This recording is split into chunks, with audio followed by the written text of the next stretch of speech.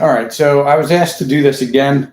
I have another video where I trim a tenderloin, but I was asked to do it wearing gloves.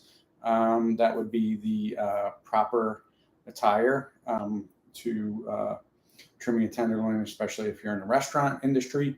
And I was also asked to do it with more of an overhead view to give a better view to students, right? So apparently, some students would like to benefit from a video like this. Anyway, I use a chef's knife. Typically, you would use a boning knife or a fillet knife for this. Just, for me and my comfort, a chef's knife is what works best for me. When it comes to my experience with a knife, it's what you're comfortable with, what works for you. All right, so we have our tenderloin here, and it's in a cryovac pack, right? The first thing that we want to do is get it out of that pack.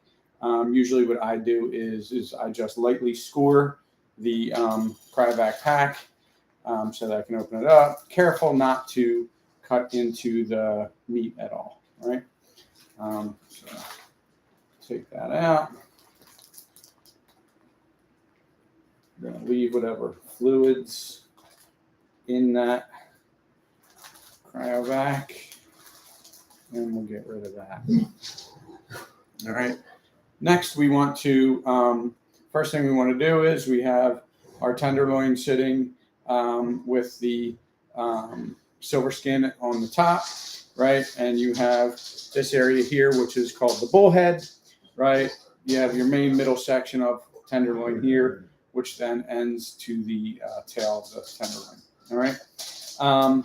This fat that sits on the top is usually fat that you could kind of start to pull off by hand.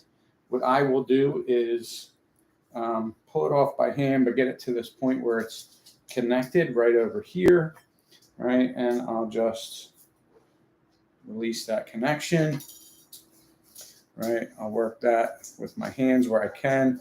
And then there's another point right in here where it's also connected. We're going to loosen that connection as well, right? So now we have our silver skin exposed, and I'm going to just work my way back, peeling this fat away, okay?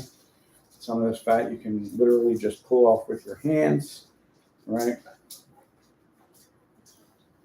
All right. This here that we just pulled away, I'm going to just slice away some of that, get that out of the way, right? Just fat there, right? So usually, typically the next thing that I do is I flip this tail end of the fillet over, all right? And you have all of this chunks of fat, right?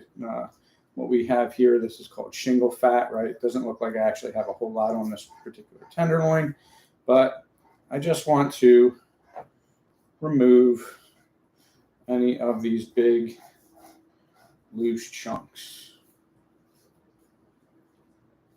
Right? All right. So I did that, and it's just from this side. You'll see it as if you flip it further. There's more on the other side, but we'll get to that as we do it. I kind of like to work my way around the tenderloin, right? So now, as you can see, right, we have this fat that's in here, right? Then we have some meat that's in this section, right? And then you have some fat sitting on top right here, right? So what we're going to do is we're going to get our knife underneath of this fat right here, and we're going to clean it away. And what we find is it's like connected, right? And there's this groove right here, and then there's another groove right here. So what we want to do is we want to get into those grooves to the point where you get past the fat, and you just want to take that out, right? So it's nice and clean. You don't have any fat in there. And then we'll get to this next groove right here where this line of fat is, right? Work our way in there. Try to keep my arms out of the way so you can see, right? And just going to work this away. Now the idea is, right, we want to get as we trim, right, we don't want to take any meat away, right, because tenderloin is expensive, right? If you're doing this at home, if you're doing this in a restaurant as a butcher, right, you want to take the least amount of meat as possible, right? So I have this little bit of fat here on this top here. I'm just going to take that away, right? Okay. As we continue our way around the tenderloin, we have this piece right here, right? This is our first little piece of silver skin. It's a nice little spot to practice taking off some silver skin, right? So if you put some tension backwards, right, on that, you can slip your knife underneath, right? Kind of just slice that away and take that off, right? You want to get the least amount of meat as possible when you do that. If you got little bits of fat on there, you can take that off. You might see some of these little pieces of tendon that get left on there from the original slaughterhouse butchering, right? So that looks pretty clean to me, right? As we're working our way around the fillet, now we have this part here, right, that you can see. And this part kind of connects, right, with this tendon that runs all the way along the side of this fillet. All this part here, right, is called the chain. Now, some places will remove that chain and use it in their ground beef, right? I'm going to leave that chain on. I particularly like that piece. It's a little extra fatty and adds a little flavor to the tenderloin, which doesn't really have a whole lot of flavor on its own. Anyway, I'm going to start working on getting this fat off. Same thing, right? Put my knife underneath, cut away, and start working that back like this, getting the least amount of meat as possible, but removing that tendon, right? So you can see what I just removed, right? So we still have some of this fat up here, which I'm going to get rid of. All right. Now, if we're going to leave the chain on, right, we want that chain to be as edible as possible, right? We just really want the fat and the flavor from it. And I'm just going to work at some of this, right? I got this fat right in here I'm going to get rid of. All right. Just a little chunk in there, get rid of that. Okay, so before when we were looking at that shingle fat, right, that I had talked about on the other side, well, if we look here, we have some that's on this chain, right? So we're going to take that away, right? If you just grab it, kind of pull it up, and you can just use your knife to cut it away. Like I said, if you're using this for fine grind, you know, your ground beef, you can definitely do that. Makes it a little bit easier than leaving it on there. But again, fat equals flavor, so I like to leave a little on there. All right, so now we have this chain. This part of the chain actually looks pretty clean to me. I would leave it just like that. Maybe this little bit right here, take some of that out. But for the most part, nothing wrong with that. All right, now when we get further towards the tail, right, it's a little bit more on there. I want to get that off, right? All the way down. See a little tendon in there. We'll get that out of there, right?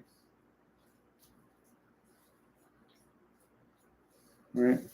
So now the chain, that being that clean, definitely edible. Definitely you can leave that on your tenderloin.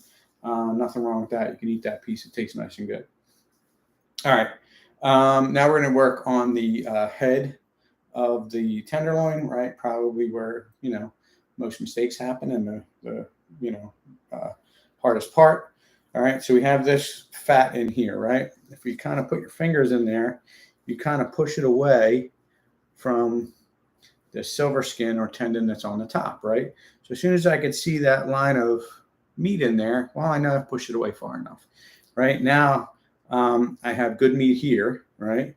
And so that fat kind of just sits right in the middle there. So what I want to do is I'm going to take my knife and I want to just outline that, right? Take away whatever I can, least amount of meat as possible. use the tip of my knife, and basically I'm going to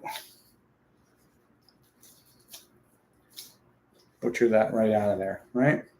So now it's nice and clean, right? No fat in there, and that's good to go, right? Take that piece off, but whatever, it's fine, right? That's all good, nice, good, edible piece of meat, right? We don't want to lose that. All right, so now the other side, right? You have the other side of that bullhead. It is connected. This side's connected a little bit tighter to this tendon. So what you want to do is you pull it away wherever you can, right? So I kind of got pulled away to about this point, all right? And then I kind of just want to ride that silver skin, right, in between the silver skin and that meat.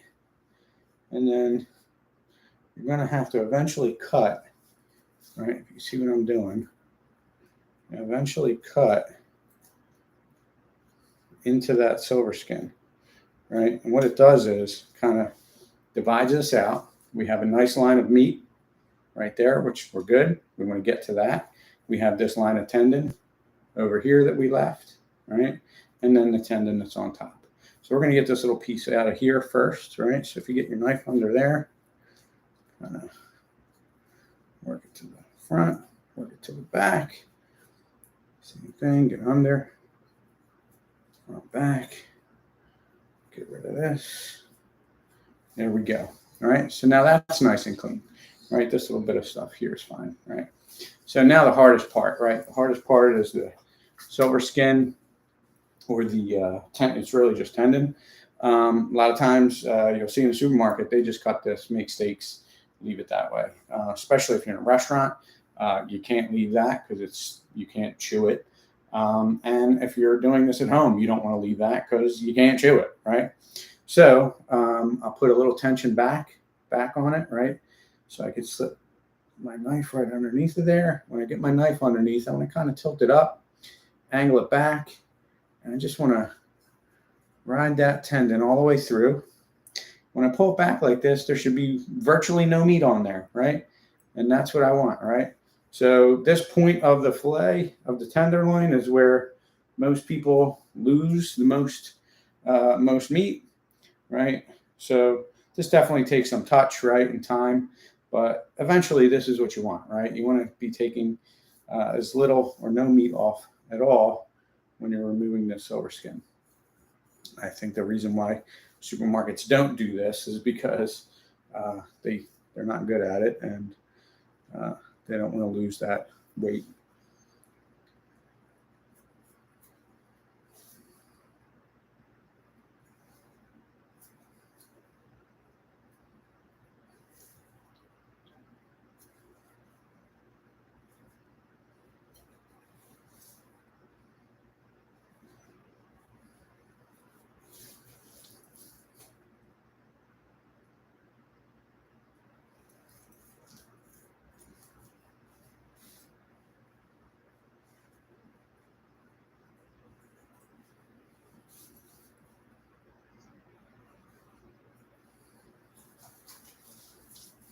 And you see, I keep moving the meat to a point where it's to my advantage, right? To where I can get to what I want to get to as good as I can. So I get these couple little pieces that we'll take off of there.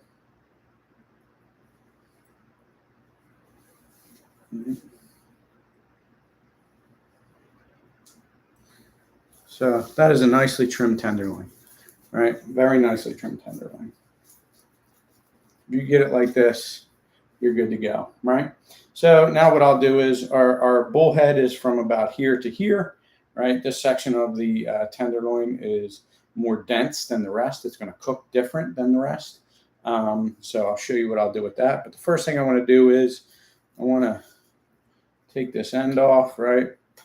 I'll just cube that up. That'll be for some stew or kebabs or something later. But this bullhead section, right? I'm going to cut this first cut like this. What I'm going to do is I'm going to butterfly it open. It's going to cook a little bit nicer that way because of the dense nature of that that muscle in there in the front. You know, looks a little bit like a butterfly, right, when you do that. But it's going to cook a little bit nicer when I do it.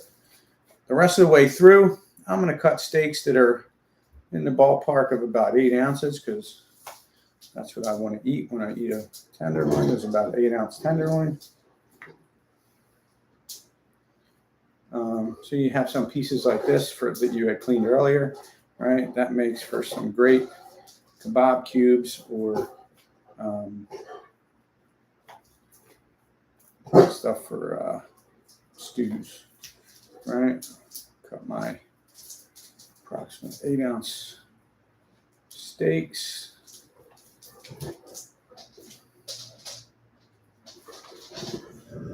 And again, right, if we want to look, right, I left that chain on, right?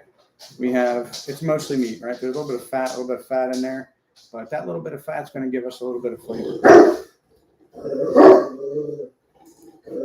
Sorry about my dog in the background, but I guess you don't really need this part.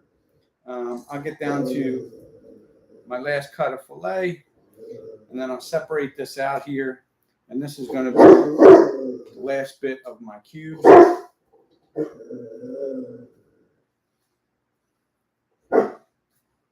What I'm not going to do is remake this video because my dog barked in it a little bit. But I'll even trim this little piece of chain up a little bit better at the end. And again, right, that's some good kebab or some stew meat. And there we go, right? You have your tenderloin all butchered up and cut into nice steaks with as little waste as possible.